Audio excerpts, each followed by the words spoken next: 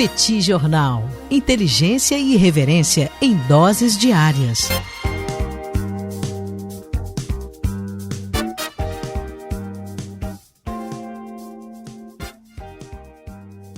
Olá, gente. Bem-vindos, bem-vindas ao Petit Jornal. Esse é o bate-papo número 872. Estamos gravando numa live no YouTube do Petit Jornal. São exatamente 21 horas e 25 minutos da segunda-feira, 16 de junho de 2025.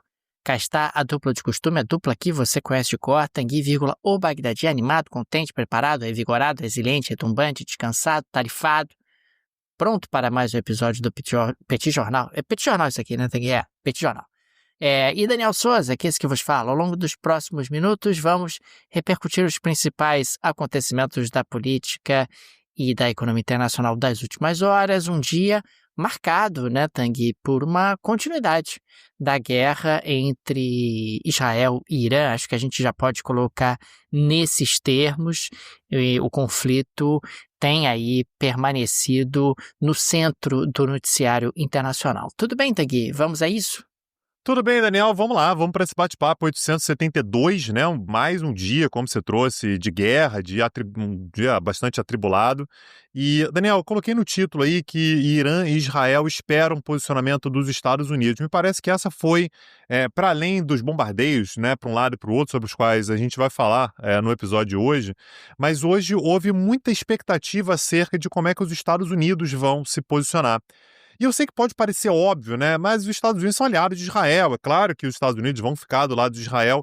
A questão é que o presidente dos Estados Unidos é Donald Trump e ele não consegue se posicionar de maneira taxativa, de modo que hoje a gente teve, de um lado, Israel esperando que os Estados Unidos dessem um apoio resoluto, né, inquestionável à ação israelense, e a gente teve, por outro lado, o Irã esperando que, eventualmente, os Estados Unidos contribuíssem para uma certa estabilização e tudo. E o Trump, Daniel, ele gira para um lado, gira para o outro, e simplesmente não dá para saber exatamente qual vai ser o papel dele. No episódio que a gente gravou hoje de manhã, Daniel, eu falei um pouquinho sobre isso, ele dizendo que teremos paz, mas estamos em paz, ele dizendo que os Estados Unidos poderiam se envolver no conflito, também sem dizer exatamente que envolvimento seria esse, ou dizendo que, logo depois, na sequência da frase, que Vladimir Putin poderia ser um mediador. Hoje, Daniel, no meio da confusão, ele diz que todos devem evacuar Teherã imediatamente. Essa é a frase de Donald Trump. Todos devem evacuar Teherã imediatamente. Basicamente, o que ele está dizendo, Daniel, olha, se prepara aí porque Teherã vai ser bombardeado pesadamente, ou seja, isso traz um prognóstico, né, Daniel, de um conflito maior, né, de uma guerra que pode se intensificar ainda mais. A gente está falando sobre a capital, a gente está falando sobre uma população grande em Teherã, tanto é que está ocorrendo nesse momento todo mundo que pode sair de Teherã. Então tá ocorrendo aí uma evacuação voluntária, as pessoas estão saindo de Teherã na medida em que podem. No meio disso tudo, Daniel, a gente teve um deslocamento que não é oficialmente para isso, mas a gente já viu isso acontecer no passado, que é um dos porta-aviões americanos. Os Estados Unidos têm 11 porta-aviões movidos por propulsão nuclear, ou seja, não precisam nem reabastecer. O USS Nimitz, que está lá no Sudeste Asiático, está se movendo em direção ao oeste, né? É um porta-aviões americano que normalmente fica ali na região do Mar do Sul da China e na manhã de hoje começou a se deslocar em direção ao oeste, aparentemente em direção ao Oriente Médio. A gente sabe disso, Daniel, porque o governo Biden chegou a fazer isso em momentos nos quais o Oriente Médio ficava um pouco mais tenso. Exatamente esse porta-aviões, o USS Nimitz, ia em direção ao Golfo Pérsico para se juntar, para dar reforço a um outro porta-aviões que já fica na região do Golfo Pérsico mesmo, que é o USS Carl Vinson. Então, os Estados Unidos passam a ter a possibilidade de ter 2 porta-aviões com propulsão nuclear. Eu não estou dizendo que tem armas nucleares, tá? Propulsão nuclear é o combustível que é utilizado exatamente nessa região do Golfo Pérsico. Cada um deles, Daniel, carrega quase 100 aeronaves de combate. É, de fato, uma máquina de guerra inacreditável, o que eleva muito, Daniel, a ansiedade e a expectativa acerca do que pode acontecer. Repito, ele diz no momento que as pessoas devem evacuar Teherã imediatamente, e o movimento que acontece ao mesmo tempo é mais um porta-aviões americano se movimentando em direção ao que aparentemente a região do Golfo Pérsico. Óbvio, Daniel, que isso mexe bastante com questões relacionadas à economia da região, né? É verdade, Tanguy. Aliás, diante desse relato, torna a análise que eu vou trazer aqui um pouco estranha. Afinal, nós tivemos um dia calmo nos mercados. Tivemos um dia onde o petróleo acabou caindo de preço, onde as principais bolsas acabaram tendo alta, em função de uma aposta que é a de que não vai haver uma escalada no conflito. Todo mundo se apegou muito ao posicionamento do Irã, né? O Irã tem se colocado ali disposto a negociar, disposto a dialogar, tentando trazer, inclusive, os Estados Unidos e potencialmente outros mediadores para o circuito. E todo mundo olha para isso e pensa, bom, se o Irã não está querendo escalar, não vai escalar, né? Mas não é tão simples assim. Nós tivemos, inclusive, nesse final de semana, o Israel atacando a refinaria de Teherã. Tivemos, no dia de hoje, os iranianos atacando a refinaria de Haifa, em Israel. Quer dizer, você tem tido ali impactos no que diz respeito, inclusive, à infraestrutura energética dos dois países. Está morrendo gente, você está tendo infraestrutura sendo impactada. Não dá para ter controle sobre uma situação como essa e afirmar, olha, não vai escalar e tal. A aposta principal tem sido nessa linha, mas me parece que até o presente momento isso é muito wishful thinking. Pode ser que se confirme efetivamente, mas o governo do Netanyahu tem dado sinais de que não quer retroceder, que quer trabalhar ali para desestabilizar fortemente o regime dos ayatollahs, que está tentando ali, está tentando atrapalhar ao máximo, destruir ao máximo o programa nuclear iraniano, e nós não temos até o presente momento um Donald Trump minimamente previsível que vai entrar no circuito e vai se posicionar de tal forma a tentar mediar o que está ocorrendo. A Rússia também está um pouco distante, a China está distante, quer dizer, ninguém está querendo muito meter a mão nesse vespeiro. Mas até o presente momento, o que nós observamos no dia de hoje, nessa segunda-feira, é claro que amanhã as coisas podem mudar, podem surgir fatos novos, etc., é uma tentativa de dizer, não, tá tudo bem, não vai escalar, vai ser algo mais ou menos parecido com as escaramuças que os dois países tiveram há alguns meses. Acho que nada no presente momento nos autoriza a ter essa certeza ou a projetar que esse é o cenário mais provável. É claro que nesses momentos você trabalha com probabilidade, mas me parece um certo otimismo. Até porque, Tanguy, um efeito evidente e que já está começando a ser precificado é a manutenção de juros elevados por mais tempo, particularmente nos Estados Unidos. Um petróleo mais caro, porque embora o petróleo tenha caído de preço hoje, ele não retrocedeu ao patamar que ele estava antes do primeiro ataque israelense. Um petróleo mais caro gera inflação, e diante de uma pressão inflacionária, você mantém juros mais altos por mais tempo para conter essa pressão inflacionária, o que tende a desacelerar a economia americana e a economia mundial, que já estavam ali numa tendência de desaceleração. São vários elementos que estão se mexendo e que precisam ser levados em consideração nesse momento. Juros mais altos tendem a diminuir a atratividade das bolsas, juros mais altos tendem a ter impactos realmente na economia como um todo. Mas, de qualquer forma, até o presente momento, o que tem sido aposta, ou pelo menos tem sido a aposta fundamental, é de uma certa tranquilidade, está tudo bem, o Irã não está a fim de escalar essa guerra, então em algum momento Israel vai acabar sendo contido pelos Estados Unidos. Vamos ver o que acontece nos próximos dias. As próximas horas me parecem fundamentais para que a gente possa ter um embasamento um pouco maior para projetar esse futuro, mas até agora a gente tem tido uma continuidade das hostilidades, hostilidades que podem eventualmente sair do controle. Afinal, a gente está falando das duas principais potências militares do Oriente Médio, que não é exatamente uma região tão estável, mas como ninguém está dando sinais de que quer se meter, Tanguy, está todo mundo achando que vai ficar só por isso e que em algum momento um cessar-fogo vai ser colocado e que os impactos econômicos serão mínimos em função disso. E aí, Daniel, pensando do ponto de vista militar em si, a gente teve ao longo do dia de hoje, lembrando, a gente já gravou um episódio na segunda-feira de manhã, é hoje, né, no dia 16 de junho, pela manhã. Desde então, nós tivemos uma atualização do número de mortos no Irã, mais 45 mortos confirmados pelo governo iraniano, o que eleva, portanto, o número de vítimas no Irã para 269. Segundo o Irã, 90% deles civis. Em Israel, a gente não teve atualizações, então não dá para saber se não houve mais mortes ou se simplesmente não foi atualizado e, portanto, a gente permanece com 24 mortos confirmados até esse momento. Quem se manifestou hoje também, Daniel, foi o ministro das Relações Exteriores de Israel, o Israel Katz, que disse que não queremos atingir moradores de Teherã. Então, isso reforça, inclusive, aquilo que Donald Trump falou, a ideia de evacuar Teherã. Se você pode sair de Teherã, é hora de sair.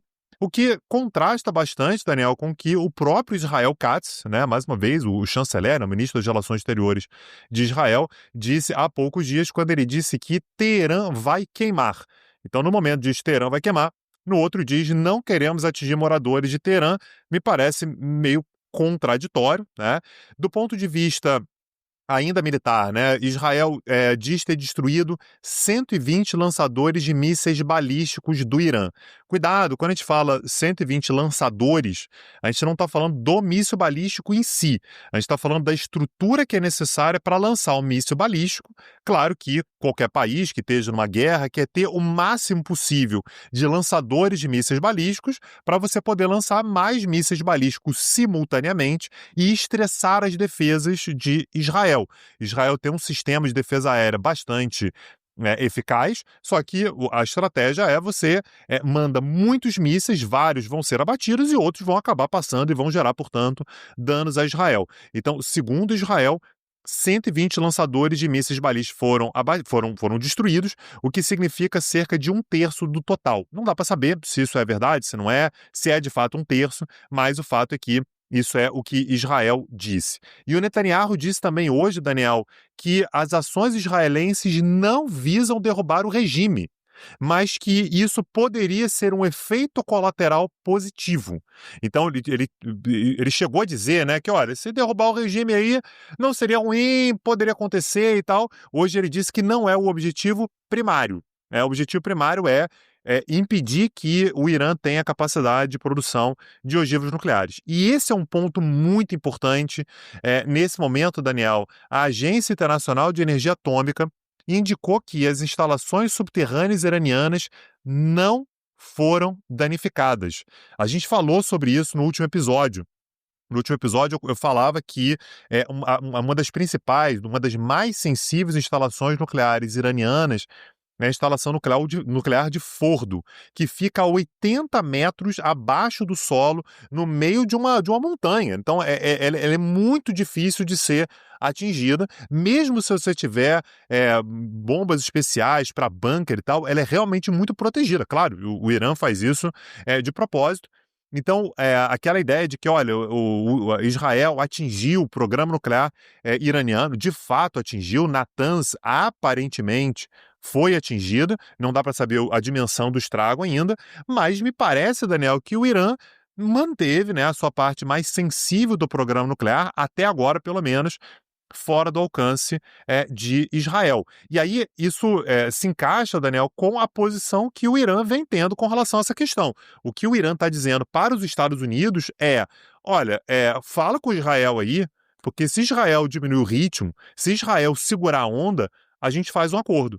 A gente faz um acordo nuclear. E é importante notar, o Irã já fez um acordo nuclear com os Estados Unidos, envolvendo os Estados Unidos, mediado pela Agência Internacional de Energia Atômica, com os outros permanentes do Conselho de Segurança, envolvendo a Alemanha, e até os Estados Unidos saírem do acordo, o Irã, ao que tudo indica, vinha cumprindo o acordo. O Trump saiu, desde então não houve mais acordo, e o Irã se viu liberado de qualquer tipo de compromisso, né, nesse cenário e começou a enriquecer urânio, chegou a enriquecer urânio a 60%. Para fazer bomba nuclear é até 90%. Então, você precisa enriquecer urânio a 90%. Então, o que o Irã está dizendo nesse momento é, olha, eu estou disposto a negociar, querendo negociar e a gente negocia. Me parece que o que o Irã está querendo agora, Daniel, a gente já falou sobre isso, eu preciso de estabilidade. E aí, Daniel, é uma aposta muito alta que é feita, né? Quando você ataca um país que está próximo, tá aí, segundo o argumento, está próximo de chegar, de ter a capacidade de fazer ogivas nucleares. Se você faz um ataque, Daniel, você tem que ter garantia de que você vai destruir esse programa nuclear. Porque agora o incentivo iraniano é para fazer bombas nucleares para anteontem. Para anteontem. Então, é de fato uma aposta muito alta que é feita por parte de Israel, Daniel. A não ser que você consiga avançar no acordo, né, Tanguy? E o acordo pode levar ali a um monitoramento internacional de forma mais transparente. Porque se a gente olhar por um lado, esse ataque israelense, ele no final do dia pode se tornar interessante para o Netanyahu e para o Donald Trump, mesmo que você não alcance esse objetivo que você está descrevendo. Esse objetivo de destruir completamente o programa nuclear iraniano. Para o Donald Trump pode acabar sendo interessante porque força o Irã a aceitar um acordo que ele, Trump, tem pressionado o Irã a aceitar há algum tempo, e para o Netanyahu pode ser vantajoso porque ele fragiliza militarmente o Irã, e ao mesmo tempo ele consegue ganhar de novo uma sobrevida domesticamente.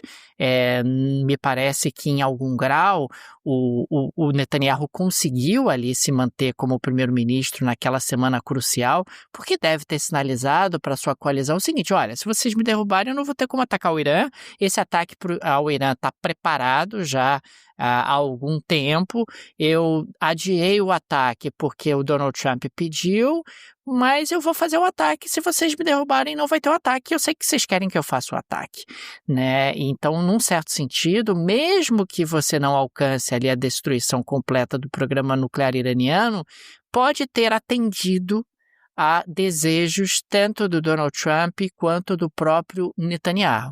O Netanyahu fortalecido domesticamente, se colocando ali como senhor segurança, ou tentando projetar uma imagem de senhor segurança, tendo a sua coalizão mais forte em torno de si, evitando a sua queda, e o Donald Trump, quem sabe, um pouco mais à frente, conseguindo ali o acordo que ele tanto almeja e tentando vender ali para o mundo que ele conseguiu pacificar uma situação bastante complexa. E isso está gerando movimentações dentro dos Estados Unidos, Daniel. A gente teve, você lembra, a gente falou muito sobre isso aqui no Petit Jornal, no longínquíssimo ano de 2020, né? 2020, no momento que a gente deu essa notícia, não tinha nem pandemia ainda, a gente está falando sobre janeiro de 2020, os Estados Unidos assassinaram no Iraque uma das principais lideranças militares do Irã, que foi o Qassem Soleimani. Naquele momento, Daniel, um senador democrata chamado Tim Kaine, ele apresentou uma proposta de lei que exige que o Congresso americano, então tanto a Câmara quanto o Senado, sejam mais envolvidos em decisões que envolvam a utilização da força. Afinal de contas, Daniel, o que diz a Constituição americana é que quem declara guerra é o parlamento. Só como é que funciona isso, né? O executivo, ele propõe a guerra e o parlamento ele apenas diz que sim ou que não. É uma decisão muito, muito simples. Então, ela é muito mais uma decisão do executivo e que acaba sendo apenas chancelada pelo legislativo. Então, qual foi a proposta que foi apresentada lá em 2020 pelo Tim Kaine? Mais uma vez, um senador democrata da Virgínia. O parlamento ele tem que ser mais envolvido. A utilização da força é algo muito sério.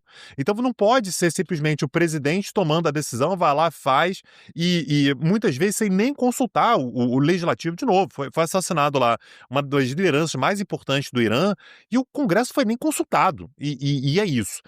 Naquele momento, Daniel, isso foi interessante porque foi um senador democrata apresentando uma lei que diminui a margem de ação de um presidente republicano, mas foi uma medida que teve relativo apoio também nas fileiras republicanas. Passou pelo Senado, e aí o Trump vetou, e aí não teve maioria suficiente para derrubar o veto. Para derrubar o veto, você precisa de 2/3, e o Trump conseguiu, portanto, manter o veto. A lei, portanto, foi bloqueada. Agora, Daniel, Tim Kaine, segue sendo senador, apresentou mais uma vez a mesma proposta. A ideia dele é impedir que Donald Trump tenha a possibilidade de utilizar a força militar contra o Irã sem uma autorização expressa e sem um longo debate no Congresso. E aí, Daniel, a gente tem que ver se isso vai passar ou se não vai, mas é importante notar que isso é relativamente popular também entre republicanos. Importante lembrar que essa é, inclusive, uma retórica do próprio Trump, né? Olha, esses republicanos raiz aí, mais antigos, ficam fazendo guerra para tudo que é lado. Não tem que ter guerra. Os Estados Unidos não tem que ficar fazendo guerra. Ele fazia essa crítica ao Obama também. O Obama fica lançando ataque aí, porra, no Afeganistão, Paquistão, um monte de lugar que a gente não sabe nem onde é que fica, gastando dinheiro do contribuinte americano, não é para fazer. Então, é importante notar, Daniel, que essa é uma pauta que é bipartidária. Então, ele está apresentando nesse momento exatamente uma proposta que visa a dar uma limitada na possibilidade de o presidente, de forma quase autônoma, né, muito carregado pelo executivo, colocar os Estados Unidos em uma nova guerra. Vamos ver, Daniel, se isso vai passar ou não, mas é exatamente no meio de um contexto no qual Donald Trump diz: vou me envolver, não, mas não vou, como é que vai ser? Ninguém sabe exatamente o que o Trump vai fazer. O objetivo dele é exatamente estabelecer uma linha. Tá? Pode declarar guerra, não pode declarar guerra, e qual é o papel do legislativo nisso tudo. Tanguy, antes de avançar para a próxima pauta, registro que esse episódio é um oferecimento da Insider Store, quer dizer, os nossos parceiros que ajudam o Petit Jornal a produzir conteúdo, que ajudam o Petit Jornal a estar aqui todas as noites. A Insider Store acaba sendo uma super parceira do Petit Jornal e ela oferece aqui esse nosso episódio, né? Perfeito. E a gente está falando, Daniel, do momento aí no qual está esfriando, né? Brasil afora. No Rio de Janeiro fez frio, Daniel Souza. Então, a Insider Store tem roupa para você também que está passando frio. Tem roupa para calor, tem roupa para frio. Fica aqui a indicação do pullover masculino, que é roupa para frio. Sim, você consegue ter elegância, regulação térmica, visual sofisticado e urbano. Não precisa passar, o que é uma baita vantagem. Anti-odor e alta durabilidade. Se você quer conhecer mais sobre as linhas todas, inclusive de frio da Insider Store, acessa o link que está na descrição desse episódio, nossos super parceiros da Insider Store. Condições especialíssimas para os amigos e amigas do Petit Jornal. Cliquem no link do descritivo. Vocês vão ter a oportunidade de conhecer a Insider Store e ajudar também o Petit Jornal. É uma forma realmente de prestigiar essa parceria de maneira muito, muito bacana. Tanguy, avançando aqui para a próxima pauta, eu quero registrar que a China ofereceu acesso livre de tarifas ao seu mercado para todos. Eu disse todos os países africanos, caso haja concordância bilateral. O comércio África-China foi de um total de 300 bilhões de dólares no ano de 2024. A China é atualmente o maior parceiro comercial do continente africano e o acesso ao mercado chinês já é livre, sem tarifas, para 33 países do continente. A proposta chinesa é que todos os 54 países africanos tenham acesso livre ao mercado chinês. E o destaque, claro, vai ser a questão de produtos agrícolas, minérios, matérias-primas, além de têxteis e manufaturados leves. O objetivo acaba sendo também estimular investimentos locais em exportação e incentivar uma maior integração africana nas cadeias globais de valor e uma oportunidade também de diversificação das economias africanas. A China, Tanguy, não perde tempo, observa aí uma janela de oportunidade dentro de um contexto onde os Estados Unidos estão aumentando tarifas de importação em relação a muitos parceiros ao redor do mundo. E ali no continente africano, ela nada de braçada, né? A África, que é o futuro, é um continente ali realmente que oferece ótimas oportunidades de investimento e boas perspectivas de crescimento, e a China vai consolidando a sua posição na região. Queria também registrar, Tanguy, rapidamente, que a inflação de maio na Argentina foi de apenas para o padrão argentino, 1,5%. Em abril tinha sido de 2,8%. consequentemente, a inflação na Argentina nos últimos 13 meses agora está em 43,5%. É uma redução muito substantiva, né? E o Milei tem tido muito sucesso na desinflação da economia dos nossos vizinhos. A inflação acumulada em 2025, de janeiro a maio, é de 13,3%. É claro que esse sucesso se deve ali a um enxugamento monetário, a um esforço de redução do déficit público e também a moeda argentina que está relativamente valorizada. O peso argentino relativamente valorizado acaba barateando importações e, consequentemente, ajudando no asfixiamento da inflação.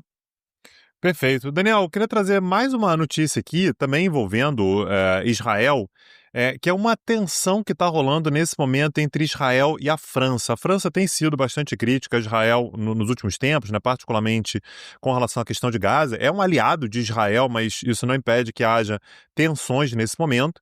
E está acontecendo nesse momento, Daniel, o Paris Air Show 2025. É a principal feira de tecnologia aérea e de armamentos do mundo, e que acontece na capital francesa. Quem está, como você disse, Daniel, nadando de braçada, né, utilizando a sua expressão aí, nesse mercado é a francesa Airbus, no momento no qual a Boeing chega lá com muitos problemas, né? Lembrando que nós tivemos um acidente muito grande, né, de um avião da Boeing na Índia, né, com mais de 200 mortos. Então, naturalmente, isso abala bastante a imagem do país, e a Airbus tá conseguindo fechar um monte de contrato com a Arábia Saudita, Polônia, Japão, Egito, Taiwan, inclusive fornecendo aviões para que a Arábia Saudita tente construir um aeroporto que o objetivo da Arábia Saudita é exatamente ser um hub regional, desafiando ali o poder de Dubai e de Doha, né? Então a Arábia Saudita está criando a Riyadh Air, né? E exatamente com a construção de um aeroporto de 6 pistas, coisa enfim, futurista, né? Realmente para bater de frente ali com Dubai e com Doha. A questão que está levando a um atrito entre França e Israel, Daniel, é que a França estabeleceu uma regra para essa feira, que é que armamentos ofensivos não podem ser expostos. E as companhias israelenses que estão expondo na Paris Air Show colocaram como demonstrativo ali armamentos ofensivos. Eu não sei, viu, Daniel? Me pareceu uma hipocrisia fora de tamanho por parte da França. A gente está falando sobre uma feira, Daniel, que vende avião, mas vende arma também. Muitas dessas empresas vendem armamentos, mas é aquela coisa, não pode estar na vitrine. Mas, assim, não tem absolutamente ninguém que entre naquela feira e que esteja interessado, que não saiba que esse tipo de armamento é vendido. Mas, enfim, faz parte também de uma tensão, faz parte da imagem israelense que está, de fato, muito abalada por tudo que tem acontecido ao longo dos últimos tempos, por conta dos ataques a Gaza, por ter iniciado ataques contra o Irã, né, pela tensão entre o governo francês e o governo israelense, mas o fato é que a feira fechou os estandes israelenses. Naturalmente, Israel questionou muito essa decisão, dizendo que é uma forma, inclusive, de protecionismo por parte do governo francês para garantir que as empresas francesas consigam vender esses armamentos e não as empresas israelenses, mas é mais uma coisa que se soma a essa tensão entre os países. Inclusive, o primeiro-ministro francês, Daniel, François Bayrou, justificou a decisão dizendo que a França está muito preocupada com a situação em Gaza e que seria, portanto, muito sensível mostrar armamentos ofensivos. Mas é aquela coisa, né, Daniel? Não vai expor, mas está lá no catálogo, né? Todas as empresas estão lá no catálogo. É só você entrar no stand, pedir para ver o catálogo, que você vai ver absolutamente tudo que está sendo apresentado ali. Enfim, mais um capítulo dessa tensão que nesse momento envolve também França e Israel, Daniel. Tanguy, avançamos para a janela da Shakira de hoje? Vamos lá, Daniel Souza, o que você traz hoje? Uma nota um pouco mais leve nesse episódio extremamente pesado, né, em função da conjuntura internacional. Tanguy, no dia de hoje, nós tivemos o lançamento do Trump Mobile. Sim, Donald Trump, no meio desse caos, conseguiu encontrar tempo para lançar o Trump Mobile. Não prioridade, né, Daniel Souza? Prioridade, tudo são prioridades. Não ele, a sua organização. Porque você sabe, né, Tanguy? A organização Trump administra os negócios do presidente, mas os filhos é que administram. O Trump diz, não tem nada a ver com isso. Nada a ver com isso, não há nenhum conflito de interesse. São meus filhos que estão administrando esse negócio. O fato é que o Trump Mobile, ele vai ser inteiramente fabricado nos Estados Unidos. O atendimento ao cliente, Tanguy, vai ser inteiramente localizado nos Estados Unidos. Nada de call center no estrangeiro, nada disso. Você será atendido por americanos, é made in USA e vai custar a bagatela de $499. Então, você garante a qualidade, Daniel Souza? Você compraria? Como é? Como é que é a sua impressão, Daniel? Rapaz, $499 integralmente fabricado nos Estados Unidos. Algo me diz que esse telefone vai ser uma bomba. Algo me diz que não será grande coisa. Mas, de qualquer forma, fica aqui o registro desse magnífico lançamento da Trump Organization. A gente sabe que a Trump Organization lança de tudo, lança empreendimento imobiliário, lança tênis, lança relógio, lança boné, lança criptoativo, porque o importante é você aproveitar a presidência dos Estados Unidos para monetizar, monetizar. Mais uma vez mais, fica aqui registrado, não há nenhum conflito de interesses. Porque, afinal, a Trump Organization é administrada pelos filhos do presidente e não pelo presidente, que está 100% focado em servir ao cidadão americano, ao homem comum. Maravilha. Então fica aí o recado para você. Se você quer vender seus produtos, uma excelente forma é você ser eleito presidente dos Estados Unidos ou do seu próprio país. Eu acho que do Brasil também funcionaria, né, Daniel? Sendo eleito, você vai conseguir vender tudo que você quiser, porque você tem, rede nacional para vender seus produtos. É uma maravilha. Fica aí a dica de marketing multinível para você. Peça votos e venda seus produtos. Daniel Souza, dessa maneira a gente encerra o nosso episódio, deixando o convite para a aula gratuita de amanhã no YouTube do Petit Jornal. Olha, dá essa força pra gente. Acessa lá o YouTube do Petit Jornal e se inscreve no canal. Isso pra gente faz muita diferença, realmente muita diferença. E a gente vai ter uma aula gratuita lá falando sobre a guerra tarifária, né? Qual o impacto que a guerra tarifária tem sobre você, né? E não se engane, tem impacto, tem efeito, e a gente vai ter oportunidade de falar sobre isso lá. É uma forma, inclusive, de você conhecer as aulas, né, os cursos que a gente oferece. Se você quiser saber quais são as aulas já gravadas e que ficam disponíveis para você imediatamente, assim que você se torna aluno, está tudo lá em petcursos.com.br para você dar uma olhada no nosso catálogo de aulas e cursos. Fica aqui também o nosso agradecimento aos apoiadores e apoiadoras do Petit Jornal. Vocês que ajudam a manter o nosso projeto de pé, fica o nosso carinho, o nosso abraço, o nosso muito obrigado a cada um de vocês. O Petit é uma mídia pequena, não tem nenhum conglomerado por trás, nenhuma produtora por trás e por isso a ajuda de nossos apoiadores é tão importante e por isso registramos aqui o nosso agradecimento a cada um deles. Registramos também, Tanguy, que você pode se tornar um apoiador do Petit Jornal. Se você gosta do nosso projeto, se ele faz diferença na sua rotina, considere nos apoiar. No descritivo desse episódio tem várias alternativas. Tem a chave Pix do Petit Jornal, uma forma prática, instantânea de apoiar o Petit Jornal. Dá, inclusive, para ativar o Pix recorrente. Tem o link para o Apoia-se, o link para o Patreon, se você vive no exterior. Tenho certeza que uma dessas alternativas será confortável para você. É isso, Daniel Souza. Amanhã estamos de volta. Um abraço. Até a próxima. Valeu. Tchau, tchau. Petit Jornal. Inteligência e irreverência em doses diárias. Acesse www.petitjornal.com.br.